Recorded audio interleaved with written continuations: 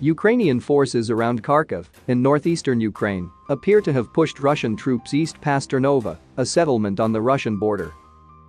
If confirmed, the Ukrainians' liberation of Ternova could mark an inflection point in Russia's 10-week-old wider war in Ukraine.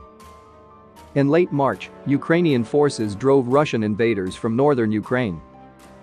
Now it appears they're driving the invaders from northeastern Ukraine too. Heavy fighting continues around Izium, south of Kharkiv, and also around Kherson on Ukraine's Black Sea coast. The Russians late last month briefly advanced around Kherson before stalling out. And Russian battalions more recently have captured a few settlements around Izium.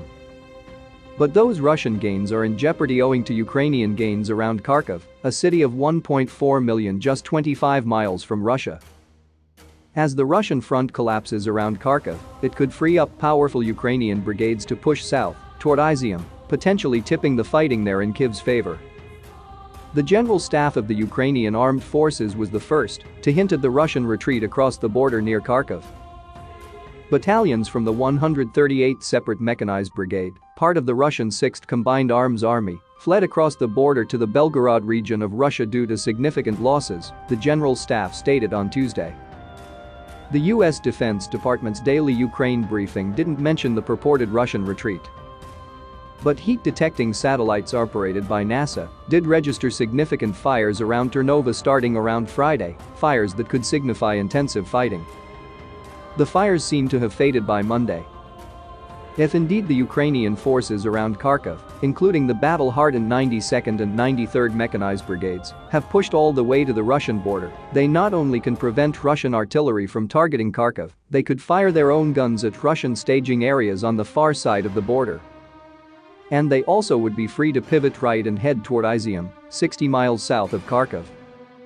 The Russian army has 99 frontline battalion tactical groups in Ukraine. A dozen of the best BTGs slowly are advancing in fits and start south and west past Izium.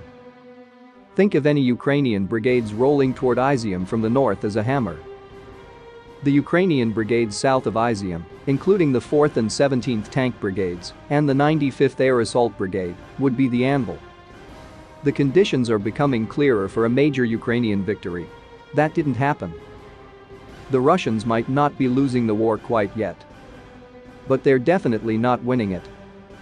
The Kremlin clearly assumed Ukraine's defenders would cave soon after Russian tanks crossed the border on the morning of February 24. They didn't cave. And 76 days later, Ukraine's army arguably is as strong as ever. Its reserves have mobilized. It has captured more than 1,200 Russian vehicles. It's finally begun using in combat some of the hundreds of artillery pieces that the United States and other allies have donated. Russia's underestimation of Ukrainian resistance and its best-case scenario planning have led to demonstrable operational failings, preventing President Putin from announcing significant military success in Ukraine at the Victory Day parade, the UK Defence Ministry explained. What happens next depends on Kyiv's assessment of its own strength and Moscow's weakness. Do Ukrainian commanders believe Russia lacks the reserves to re-invade northeastern Ukraine? If so, will these commanders send south the two best brigades in the Kharkiv area? And can those brigades sustain an advance all the way to Izium in order to initiate what could be one of the most important battles of the war?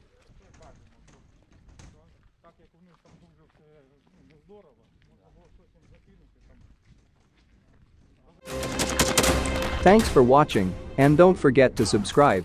Also, if you want to support Warthog Defense, please become our member and get early access to new videos, exclusive members-only videos, and become administrator in comment section. The membership link is in the description. Rescues every day. We had a guy last week, it's 6 rescues in 6 days. You know, he's doing the job every day.